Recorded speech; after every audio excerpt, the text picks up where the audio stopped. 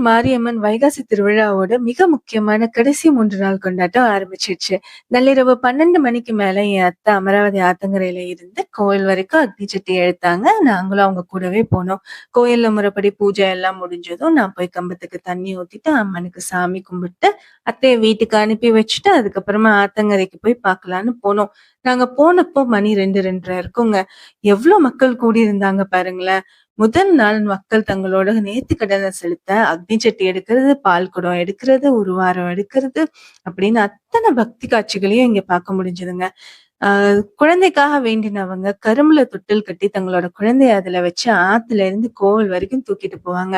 இந்த மாதிரியான நேர்த்திக்கடனெல்லாம் செலுத்துற மக்களுக்கு ஏற்படுற எந்த ஒரு வலியையுமே அம்மனே ஏத்துக்கிறா அப்படிங்கிறது இங்க அசைக்க முடியாத நம்பிக்கையா இருக்கு. முதல் நாள்ல அக்னி சட்டி எடுக்கிறது மட்டும் தான் அதிகமா பார்க்க முடியும். அடுத்த நாள் அழகு குத்துதல் அப்படிங்கிற ஒரு விஷயம் இருக்குங்க.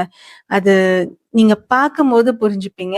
ஒரு ஷார்ட் வீடியோ நான் இந்த வீடியோவோட எண்டுல ஆட் பண்ணியிருக்கேன்.